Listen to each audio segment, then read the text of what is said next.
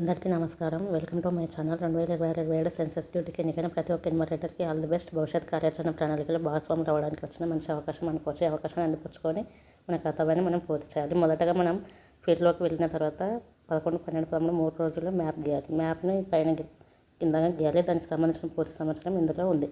Map గీసిన తర్వాత ఇండ్లలోకి వెళ్ళి ఇండ్ల గణన మనం చేయాల్సి ఉంటుంది. దానికి గాను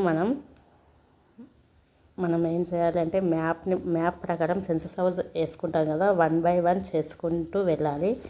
అప్పుడు మన హెచ్ఎల్ఓ యాప్ ఓపెన్ చేస్తాం. హెచ్ఎల్ఓ యాప్ ఓపెన్ చేయందాడు మనకు అందులో మనకి ఇచ్చిన బ్లాక్ నెంబర్ అవన్నీ ఉంటాయి. అంచనా వేయబడిన భవనాలు, వేయబడిన గణగృహాల నెంబర్ ఉంటుంది. అవి వేసిన తర్వాత కొత్త ఇండ్ల గణన నమోదు, నవీకరించిన డేటా, సింక్ చేసిన డేటాను సవరించి సారాంశాన్ని వీక్షించండి. సింక్ పూర్తయినట్లు మార్క్ చేయండి.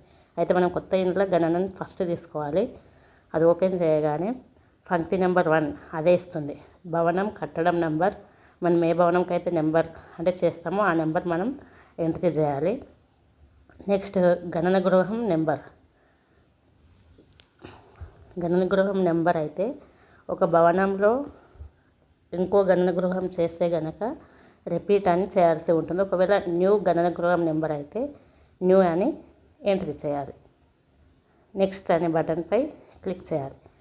ఎస్సీ రిఫరెన్స్ ప్రతిసారి అడుగుతుంది. దానికి కానీ మనం ఎస్ అయితే ఎస్, నో అయితే నో అని వాళ్ళని అడిగి ఇన్ఫర్మేషన్ తీసుకొని మనం వాటిపైన క్లిక్ చేయాలి. నేలకు వాడబడిన ప్రధాన వస్తువు మట్టి, కలప, కాల్చినీటిగా, రాయి, సిమెంట్, మొజాయిక్, ఫోటైల్స్, ఏదైనా ఇతరములు. వాళ్ళు ఏది చెప్తే ఆన్సర్ని మనం క్లిక్ చేసి నెక్స్ట్ అనే బటన్ని క్లిక్ చేయాలి. 5th క్వశ్చన్, గోడకు వాడబడిన ప్రధాన వస్తువు గడ్డి, తాటాకు, వెదురు, ప్లాస్టిక్, పాలిథిన్, మట్టి, కాల్చనీటిగా, కలప, ఏ మిశ్రమం లేకుండా. అంటే ఈ విధంగా మనకు 0 వరకు ఉన్నాయి. అందులో వాళ్ళు ఏదైతే చెప్తారో అది క్లిక్ చేసి నెక్స్ట్ బటన్కి వెళ్ళాలి. పైకప్పుకు వాడబడిన ప్రధాన వస్తువు ఇలా 1 నుంచి 0 ఉన్నాయి. ఇందులో వాళ్ళు ఏ ఆన్సర్ అంటే ఏది చెప్తే అది మనం ఏం చేయాలి, క్లిక్ చేసి నెక్స్ట్ బటన్కి వెళ్ళాలి. 7th క్వశ్చన్ అనేది చాలా ఇంపార్టెంట్ క్వశ్చన్. మనం చేసిన సెన్సస్ హౌస్ల గణన అనే దాంట్లో ఫస్ట్ నివాసం అని క్లిక్ చేసి నెక్స్ట్ అని వత్తాలి. ఈ గణన గృహం పరిస్థితి బాగుంటే బాగుంది అని క్లిక్ చేసిన తర్వాత కుటుంబం సంఖ్య ఆటోమేటిక్గా వస్తుంది. మామూలుగా నివసిస్తున్న వ్యక్తుల మొత్తం సంఖ్య వాళ్ళని అడిగి ఎంతమంది చెప్తే అంతమంది వేయాలి. కుటుంబ యజమాని పేరు వాళ్ళు ఎవరిది రాయమంటే వాళ్ళ నేమ్ రాసి మనం దాన్ని నెక్స్ట్ అనే బటన్పై క్లిక్ చేయాలి. లింగభేదం మనకు ఆటోమేటిక్గా తెలుస్తుంది. పురుషుడు, స్త్రీ, ట్రాన్స్జెండర్ ఏదైతే అది క్లిక్ చేసి ఎస్సీ, ఎస్టీ, ఇతరములు వాళ్ళు ఏది చెప్తే అది క్లిక్ చేయాలి. ఇంటి యాజమాన్య స్థితి స్వంతము అయితే స్వంతం, అద్దె ఇల్లు కానీ వేరే ప్రదేశంలో సొంత ఇల్లు కలదు, అద్దె ఇల్లు మరి ఎక్కడ సొంత ఇల్లు లేదు, ఏదైనా ఇతర వాళ్ళు ఏది చెప్తే అది క్లిక్ చేయాలి. ప్రత్యేకంగా కుటుంబ స్వాధీనంలో ఉన్న నివాస గదుల సంఖ్య వాళ్ళని అడిగి ఆ కుటుంబంలో ఉన్నటువంటి ఇండ్ల అంటే గదులు ఉంటాయి కదా, గదులు కౌంట్ చేసి కిచెన్ను, బాత్రూమ్ను వదిలిపెట్టి కౌంట్ చేసి వేయాలి. నెక్స్ట్ కుటుంబంలో నివసిస్తున్న దంపతుల సంఖ్య అంటే ఓన్లీ భార్య భర్త కలిపి ఒక దంపతులుగా మనం తీసుకుంటాం. ఎన్ని దంపతులు ఉంటే వాళ్ళు చెప్పి ఏ నెంబర్ చెప్తే ఆ నెంబర్ వేసి క్లిక్ చేసి నెక్స్ట్ బటన్కి వెళ్తాం. 17th క్వశ్చన్, త్రాగునీటి ప్రధాన వనరు వాళ్ళు ఏదైతే 1 నుంచి 0 వరకు మనం అన్నీ 1 by 1 చదివి వినిపించి వాళ్ళు ఏ వాటర్ అయితే చెప్తారో మనం వాటిపైన క్లిక్ చేసి నెక్స్ట్ బటన్కి వెళ్ళాలి. త్రాగునీటి వనరు లభ్యత అది ఎక్కడి నుంచి తీసుకుంటారు అనేది కూడా క్లిక్ చేయాలి. వెలుతురు లభ్యమయ్యే ప్రధాన వనరు విద్యుత్ శక్తి, కిరోసిన్, సౌరశక్తి, ఇతరత్ర నూనె, ఏదైనా ఇతర వనరులు. సౌరశక్తి. మరుగుదొడ్డి వసతి అందుబాటు ఈ కుటుంబం వాడుకకు మాత్రమే, ఇతర కుటుంబాలతో కలిసి వాడుకకు పబ్లిక్ మరుగుదొడ్డి. అయితే వాళ్ళు ఏది చెప్తే అది క్లిక్ చేయాలన్నమాట. బహిర్భూమి అంటే బయటికి వెళ్ళడాన్ని బహిర్భూమి అంటాం. ఒకే ఫ్యామిలీ వాడుకుంటే కుటుంబం వాడకు మాత్రమే అంటాం. 2 కుటుంబాలు కలిసి వాడుకుంటే ఇతర కుటుంబములతో కలిసి వాడుకోకని పెట్టవచ్చు. మరుగుదొడ్డి రకం ఇన్ని ఆప్షన్స్లలో ఏదో ఒకే ఆప్షన్ మాత్రమే క్లిక్ అవుతుంది అన్నమాట. మురుగునీరు పారుదల క్రింది వాటికి కలపబడ్డది ఏదైతే అది క్లిక్ చేయాలి. ఆవరణ లోపల స్నానం చేయటకున్న వసతి స్నానాల గది ఉంటే ఉందని లేకపోతే లేదని ఆ విధంగా క్లిక్ చేయాలి. వంటగది మరియు ఎల్పిజి కనెక్షన్ సౌకర్యం వంటగదిలో వంట అంటే వంట రూమ్ ఉంటే వంటగదిలో వంట పెట్టాలి. వంటగది లేకపోతే వంట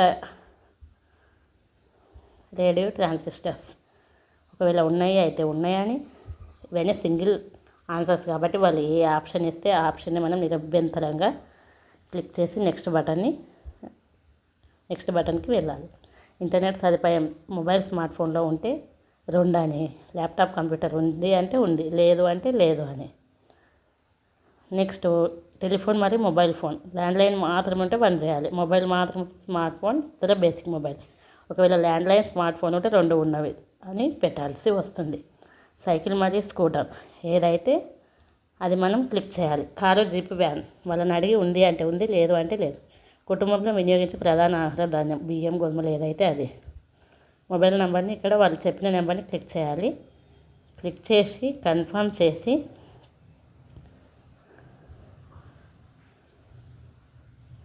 ఈ విధంగా మళ్ళీ మనకు సమాధానాల సమీక్ష అని మళ్ళీ ఫస్ట్ క్వశ్చన్ నుంచి 34 క్వశ్చన్ వరకు వస్తుందన్నమాట. అన్నీ ఒకసారి మళ్ళీ మనం ఒకసారి చూసుకొని కన్ఫర్మేషన్ చేసుకొని మనం ఏం చేయాలి, వాటిని కన్ఫర్మ్ అని కొడితే అయిపోతుందన్నమాట. ఇది మనం ఫస్ట్ 7th క్వశ్చన్లో నివాసము ఉంటే ఈ విధంగా చేస్తాం. మరి నివాసము మరి ఇతర వాడుక ఉంటే ఏ విధంగా చేస్తాం అనేది ఇప్పుడు తెలుసుకుందాం మనం. ఇది కన్ఫర్మ్ అయిపోయింది. ఇప్పుడు గణన గృహం వాడుక గురించి తెలుసుకోండి. అయితే నివాసం అయితే ఇంతకుముందు చేసినాం. అయితే ఇప్పుడు నివాసము మరియు ఇతర వాడుక అది ఉన్నప్పుడు ఏ విధంగా చేయాలి. నివాసం మరియు ఇతర వాడుక అన్నప్పుడు కింద ఒక మనకు బాక్స్ వస్తుంది.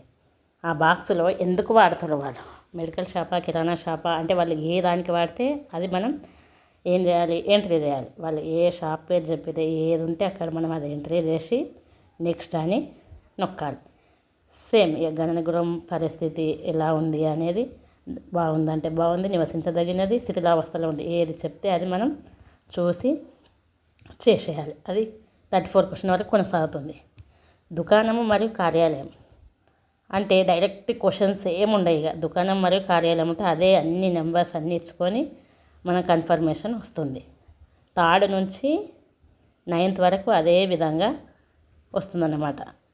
ప్రార్థన స్థలమైనా ఇతరత్ర నివాసేతర వాడుక అయినా ఏదైనా సరే అదే విధంగా వస్తుంది. గుడి అని కూడా మనం క్లిక్ చేసినాం అనుకోండి, ఏమొస్తుంది మరి, ఇది కూడా డైరెక్ట్ వస్తుంది. ఒకవేళ నివాసం తాళం వేయబడింది, నివాసం తాళం వేయబడింది అని కూడా నెక్స్ట్ మనం నొక్కితే, ఒకవేళ లాక్ ఉంటే మనం పోయినప్పుడు లాక్ ఉందనుకోండి, లాస్ట్ జూన్ 11th వరకు కూడా లాక్ ఉంటే డైరెక్ట్ 34 క్వశ్చన్ అడుగుతుంది. నెంబర్ ఎంట్రీ చేసి కన్ఫర్మ్ చేసి సబ్మిట్ చేయడం. ఈ విధంగా అంటే ఫస్ట్ క్వశ్చన్ నివాసం గురించి, నివాసం మరి ఇతర వాడుకుంటే దాని డీటెయిల్స్. అయితే సంసంగత కుటుంబాలు అంటే ఏముంటాయంటే నివాసము మరియు వృద్ధాశ్రమం, నివాసం మరియు హాస్టల్ వసతి, నివాసము మరియు భోజన వసతి, నివాసం మరియు రక్షణ గృహం, నివాసం మరియు జైల్, నివాసము మరియు లాడ్జ్, నివాసము మరియు ఆశ్రమం, నివాసం మరియు అతిథి గృహం. ఒకవేళ ఇక్కడ ఇచ్చిన కీ పాయింట్స్ కనుక ఉంటే అది మనకి సంసంగత కుటుంబం అంటాం, సంసంగత కుటుంబం. అయితే మరి దీనికి 6th క్వశ్చన్ వరకు సేమ్ ఉంటుంది. సేమ్ ఉన్న తర్వాత 7th క్వశ్చన్కి వచ్చేసినాం. అప్పుడు మరి దేన్ని క్లిక్ చేయాలి మనము, కుటుంబ సంఖ్య ఆల్రెడీ 999 వచ్చింది. కింద సంసంగత కుటుంబం అనేసి 999 అదే ఇస్తుంది. ఈ కుటుంబంలో మామూలుగా నివసిస్తున్న వ్యక్తుల మొత్తం సంఖ్య అంటే ఆశ్రమాలు అవి ఉంటాయి కాబట్టి 100 కావచ్చు, 900 కావచ్చు, 100 కావచ్చు, 50 కావచ్చు, ఆ విధంగా వేయాలి. కుటుంబ యజమాని పేరు అంటే దానికి ఎవరైతే, ఇప్పుడు జైలు ఉంది, జైలు ఉంటే జైలర్ అని, వార్డెన్ ఉంటే ఒకవేళ వార్డెన్ ఉండి కింద పిల్లలు ఉంటారు కదా వార్డెన్ అని రాయాలి. అంటే అందులో పెద్ద ఎవరు ఉంటారో వాళ్ళ ప్రొఫెషన్ రాయాలి తప్పించి వాళ్ళ నేమ్ రాయొద్దు మనము. అయిపోతుంది అంతే. కన్ఫర్మ్ లాస్ట్ క్వశ్చన్ వరకు వస్తుంది. కన్ఫర్మ్ కొట్టి సబ్మిట్ చేయడమే అంతే.